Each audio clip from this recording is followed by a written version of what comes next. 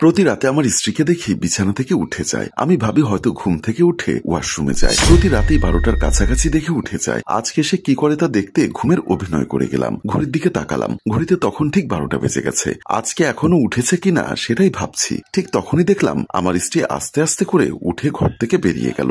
আমি আর দেরি করলাম না, আজকে সত্যটা আমাকে জানতেই হবে। তাই আমিও পেছন পেছন গেলাম। আমি গিয়ে তাকে দেখলাম বারান্দায় গিয়ে মোবাইলে কথা বলে। তার মানে ওরও কি পরকীয়ায় জড়ালো নাকি? না, এসব কি ভাবছি? আমাদের প্রেমের বিয়ে, 2 বছরের সংসারে 1 বছরের মেয়েও আছে। ওরও এটা করতে পারে না, ওরও আমাকে এভাবে ঠকাতে পারে না। তার মোবাইলের কথা বলা শুনে দরজার কাছে কান দিয়ে দাঁড়ালাম। আমি পারবো না আমার স্বামী থেকে লুকিয়ে এটা করতে। বললাম তো, সে জানলে আমার সমস্যা হবে। আমি কালই লুকিয়ে দেখা করে সব খুলে বলবো। সকাল 10টা বাজে, রাখি। সে আবার সজাগ হয়ে যাবে। আরও মোবাইল রাখার আগেই আমি বিছানায় এসে শুয়ে পড়লাম। আমি চোখ বন্ধ করে শুয়ে রইলাম। ওরও চুপচাপ করে এসে শুয়ে পড়লো, যেন কিছুই হয়নি। আমি অবাক হয়ে উঠে ভাবছি, এই মানুষটা কি করে পরকীয়া করবে? 2 বছর প্রেম করে যখন তার পরিবার রাজি ছিল না, তখনই পালানোর সিদ্ধান্ত নিলাম। আর সেটা করেই দুজনে ঘর বাঁধলাম। 4টা বছর কেটে গেল, তার পরিবার এখনো মেনে নিল না। আমাদের একটা মেয়েও হয়ে গেছে। মোটামুটি নিজের পায়ে দাঁড়িয়েছি। নিজেদের একটা বাড়ি করলাম। সংসার চাকরি সব নিয়েই ভালোই আছি। যখন চাকরি ছিল না, বাসা ভাড়া করে থাকতে হতো, তখন ওরু আমাকে ছেড়ে যায়নি,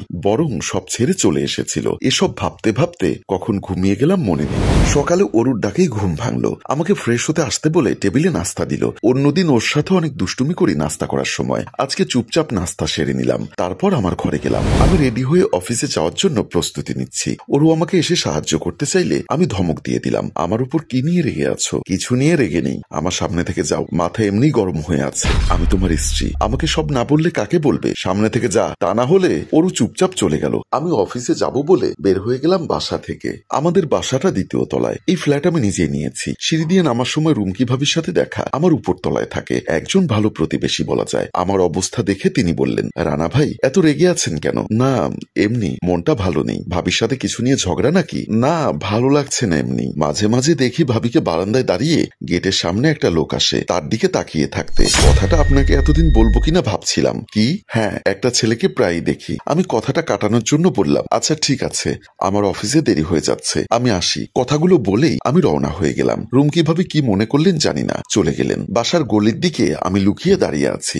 10টা বেজে যাওয়ার কিছুক্ষণ পরেই দেখছি ওরু আসছে একা। মেয়েটা নেই তার সাথে। তার মানে আমার মেয়েটাকে একা ঘরে রেখে বের হয়ে যায় সে। আমি রাগে কি করব বুঝতে পারছি না। ওরুকে দেখলাম কিছুটা দূরে গিয়ে একটা ছেলের সাথে কথা বলছে। আমার মাথায় খুব রাগ উঠে গেল। ইচ্ছা করলো এই মুহূর্তে গিয়ে ওর মুখে আর ওই ছেলেটাকে পায়ের জুতা খুলে পেটাই। কিন্তু এই মুহূর্তে ওদের থেকে বেশি আমার মেয়ের জন্য টেনশন হচ্ছে। আমার 1 বছরের ছোট্ট বাচ্চাটাকে বাসায় একা রেখে কিভাবে বের হয়ে যেতে পারে মেয়েটা? আমি তাড়াতাড়ি করে বাসায় ফিরে আসলাম। ভেতরে ঢুকে দেখে মেয়েটাকে ড্রয়িং রুমে রেখে দরজা দিয়ে রেখে গেছে। একা একা অনেক কান্না করছে। ঘন্টাখানিক পর যখন আমি মেয়েটাকে কোলে নিয়ে বসে টিভি দেখছি, তখন আসলো ওরু। আমাকে রুমে দেখে সে যেন ভূত দেখলো। আজকে অফিসে যাওনি? আমি চুপ। বাবুকে রেখে ছাদে গেছিলাম কাপড় রোদে দিতে, তার ভেতরেই তুমি চলে এসেছো। আচ্ছা, এদিকে এসো। মেয়েটাকে ঘুমানোর রুমে রেখে আসছি। আমি মেয়েটাকে কোলে নিয়ে ঘরে গিয়ে বিছানায় শুয়ে দিলাম। ওরু আসলো আমার পেছনে। ওরু ভয় থরথর করে কাঁপছে। কোমর থেকে বেল্ট খুলে মারতে শুরু করলাম ওরুকে। ওরু আমার কাছে আকুতি মিনতি করতে লাগলো, ব্যথায় কাতরাতে লাগলো। আমি ওর কথা শুনলাম না। নিজের সর্বশক্তি দিয়ে মারতে মারতে যখন জ্ঞান হারালো সে, তখন বন্ধ করলাম মারা। রুমকি ভাবি শব্দ শুনে দৌড়ে আসলো। বাসার দরজা খোলা, তাই তিনি সোজা বাসার ভেতরে চলে এসেছে। রানা ভাই, কি করলেন? যদি মরে যায়? মরলে লাশ গুম করে দেব। আর কি? কথাটা বললাম। কিন্তু রুমকি ভাবি যখন বারবার চেষ্টা করে মেয়েটার জ্ঞান ফেরাতে পারছিল না, তখন বুকের ভেতর কেমন জানি মোচড় দিয়ে দিল। ওরুকে আমি কোলে করে নিয়ে চললাম হসপিটালে। হসপিটালে ডাক্তারের অবস্থা দেখে আগে আমার কাছে কারণ জানতে চাইলো মারার। ওকে এভাবে মেরেছেন কেন? আমি কি বলবো বুঝতে পারছিলাম না, তাই বললাম আসলে আমাদের মধ্যে একটু কথা কাটাকাটি হয়েছিল। তাই ডাক্তার বলল, এটা পুলিশ কেস, এভাবে তো আমরা হাত দিতে পারি না। আগে পুলিশ আসবে, তারপর চিকিৎসা হবে। কথা শুনে আমি অবাক হয়ে গেলাম। কিন্তু রুমকি ভাবে ডাক্তার মহিলাকে কিভাবে যেন বোঝালেন। তারপর সে চিকিৎসা করতে রাজি হলো। 5 ঘন্টা পর ওরুর জ্ঞান ফিরল। এতক্ষণ আমি খুব টেনশনে ছিলাম ওর জন্য। জ্ঞান ফিরতেই মেয়েটা আমাকে বলল, আমাকে মাফ করে দাও, আর কখনো কিছু করব না। কিসের মাপ? এখন কিসের কথা বলছো? ওর বলল, ওই ছেলে আমাকে ব্ল্যাকমেল করে। মানে কি? কিভাবে তোমাকে ব্ল্যাকমেল করে? আমার গোসল করার সময় কাপড়বিহীন শরীরের ভিডিও আছে তার কাছে। নগ্ন শরীরের ভিডিও দিয়ে আমাকে ব্ল্যাকমেল করে। কি?